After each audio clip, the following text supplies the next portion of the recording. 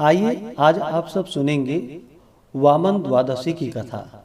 भाद्रपद मास शुक्ल पक्ष की द्वादशी तिथि के दिन इस दिन विशेष प्रकार से भगवान विष्णु के वामन स्वरूप की पूजा की जाती है। इस दिन इनकी जयंती मनाई जाती है। इस दिन भगवान का अवतरण माना जाता है।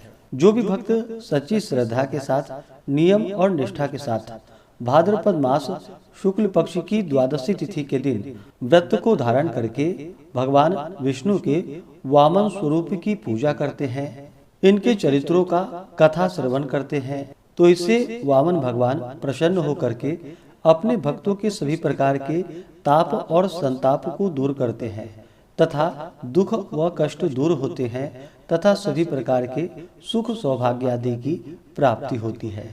वामन अवतार जो कि भगवान विष्णु के अवतार है। त्रेता युग के प्रारंभ होने में भगवान विष्णु ने वामन रूप में देवी अदिति के गर्भ से उत्पन्न हुए। उनके साथ ही यह भगवान विष्णु के पहले ऐसे अवतार थे जो मानव रूप में प्रकट हुए। बालक रूपी भगवान वामन के रूप में ब्राह्मण अवतार। इनके मूल नाम जो कि उपेंद्र से जाना जाता है। इनके पिता प्रजापति कश्यप थे तथा इनकी माता अदिति थी। इनके बड़े भाई जो कि विश्वान, इंद्र, वरुण, पूषा, अर्यमा, भग, धाता, पर्जन्य, अंशुमान, त्वष्टा और मित्र, ये सब बड़े भाई के रूप में जाने जाते हैं। तो आइए सुनते हैं वामन द्वादशी की कथा।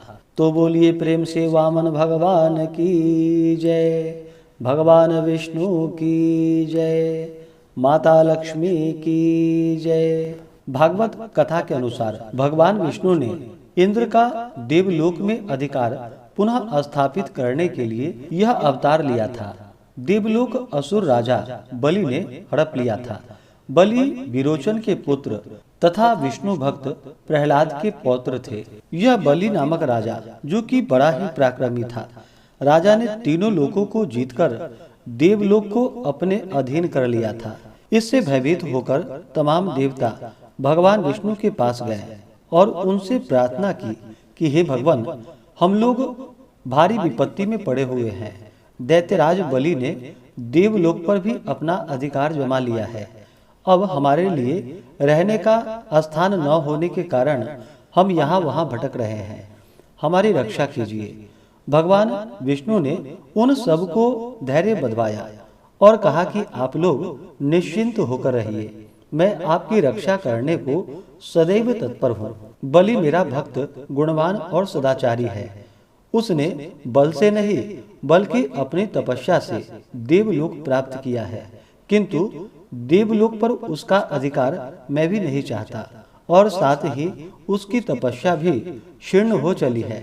इसलिए आप लोग माता अदिति के पास जाकर प्रार्थना करें कि वह मेरी आराधना करे, जिससे उनके पुत्र के रूप में मैं पृथ्वी पर अवतार ले सकूं। आप सबका दुख दूर मैं अवश्य करूंगा।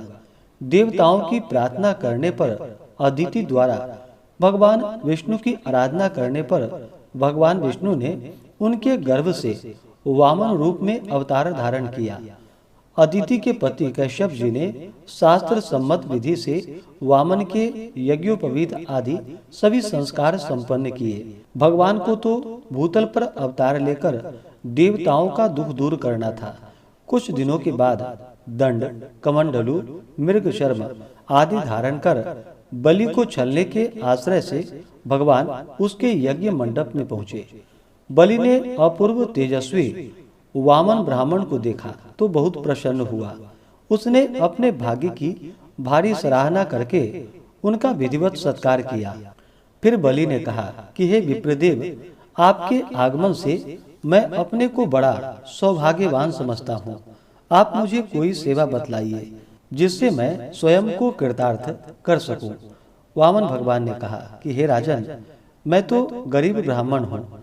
मेरा संसार में भोग विलास की किसी वस्तु से कोई संबंध नहीं है।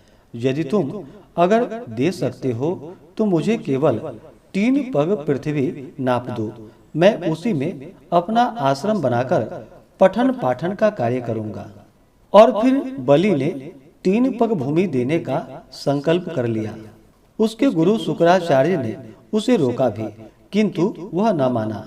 फिर भगवान वामन ने अपना आकार इतना बढ़ा लिया कि पहले ही पग में पूरा भूलोक यानी कि पृथ्वी नाप ली, दूसरे पग में देवलोक नाप लिया। इसके पश्चात ब्रह्मा ने अपने कमंडल के जल से वामन भगवान के पांव धोए। इसी जल से गंगा उत्पन्न हुई। तीसरे पग के लिए कोई भूमि बची ही नहीं। वचन के पग के बलि ने तब वामन को तीसरा पग रखने के लिए अपना सिर प्रस्तुत कर दिया। वामन भगवान बलि की वचनबद्धता से अति प्रसन्न हुए। यतः राजा बलि के दादा प्रहलाद भगवान विष्णु के परम भक्त थे। भगवान वामन जो कि विष्णु के अवतार थे। इस प्रकार भगवान वामन ने बलि को पाताल लोक देने का निश्चय किया और अपना तीसरा पग बलि के सिर पर रखा, जिसके फलस्वरूप बलि पाताल लोक में पहुंच गए। एक और कथा के अनुसार वामन भगवान ने बलि के सिर पर अपना पैर रखकर उसको अमरत्व प्रदान कर दिया। भगवान विष्णु अपने विराट रूप में प्रकट हुए और राजा को महाबली की उपाधि प्रदान की, क्योंकि बलि ने अपनी धर्म परायणता तथा वचनबद्धता के कारण अपने आप को महात्मा सिद्ध कर दिया था। भगवान विष्णु ने महाबली को आत्मिक आकाश जाने की अनुमति दे दी, जहां उनका अपने सद्गुणी दादा प्रहलाद तथा अन्य दैवीय आत्माओं से मिलना हुआ। वामन अवतार के रूप में भगवान विष्णु ने बलि को यह पाठ पढ़ा दिया कि दंभ तथा अहंकार से जीवन में कुछ भी नहीं मिलता, और यह भी कि धन संपदा क्षण भंगुर होती है। ऐसा माना जाता है कि भगवान विष्णु के दिए वरदान के कारण बलि जो कि प्रतिपदा पर धरती पर आगमन करते हैं और यह सुनिश्चित करते हैं कि उनकी प्रजा सुखी रहे। रामायण के अनुसार, जो कि अध्यात्म रामायण के अनुसार, राजा बलि भगवान वामन के सूतल लोक में द्वारपाल बन गए और सदैव रहेंगे। तुलसीदास द्वारा रचित रामचरितमानस में भी इसका ऐसा ही उल्लेख मिलता है।